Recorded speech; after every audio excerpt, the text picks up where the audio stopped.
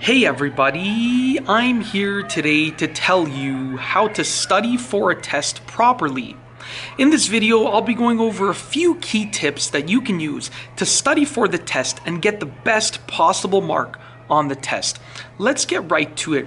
Tip number one, and in my opinion, the first thing that you should do is organize your study area.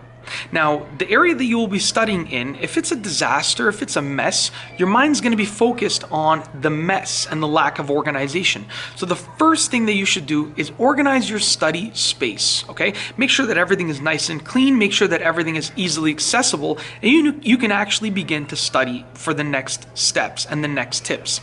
Tip number two is to redo your homework questions. Now, most of the time, the tests will be directly based on the homework that you've been given and the assignments that you've done for that subject or for that course, okay? So with that being said, if the test is directly based on the homework and the assignments, then you should be redoing that homework and those assignments. So tip number two is to redo at least a handful of homework assignments or general assignments that you have done that were leading up to the test. You don't have to redo all of them, but you should be redoing some of the homework questions and the assignments, at least a handful of them. Tip number three is to reread materials.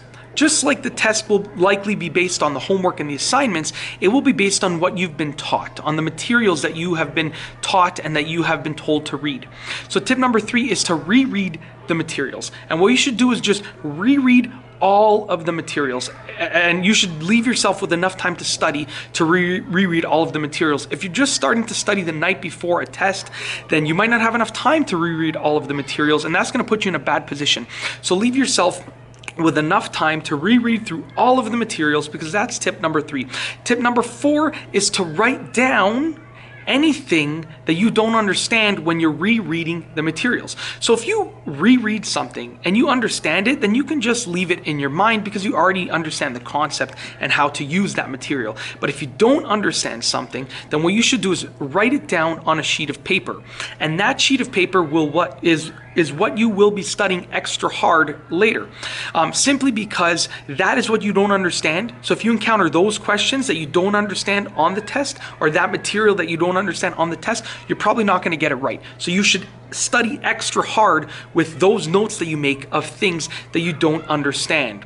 Tip number five is to explain what you know and explain what you've learned to other people. One of the best ways to learn and retain information is to teach it to others. So go to your parents, go to your neighbors, go to your friends, go to your family members, say it to your dog if you want, but you need to explain what you learned and the facts for the test, the information for the test, to other people. So whatever it is that you've studied and you've read and you've done for homework, any skills that you've acquired that are related to the test, for instance, if it's something that's related to math, you might be talking about a skill as opposed to a piece of information. If it's something that's related to history, it might be just directly a piece of information. But what you need to do is explain that to other people or other things. And if you don't have anyone that is around you and you don't have a dog or a pet, just explain it to a piece of furniture.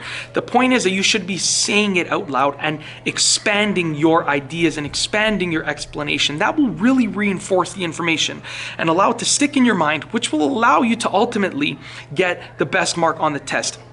Tip number six is to snack on healthy foods. Healthy foods help your brain process information and retain information. So get some celery sticks, get an apple, get some vegetables, some fruits, maybe some healthy carbs, some good kinds of protein, and snack on those things. Don't have a full meal because then you might feel sluggish. Snack on those things throughout your study session. It will really help you enhance your brain power, which will help you retain the information, which will help you get a better mark on the test. And last but not least, tip number 7 in this video is to study well in advance.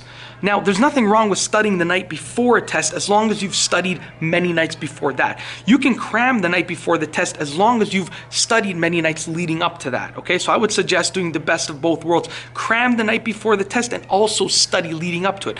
Now, get a good night's sleep. So if you're cramming the night before the test, don't stay up super late. Just make sure that you're spending all of your awake time studying, and then go to bed at a regular time, even a little bit earlier than normal, to get get some extra sleep.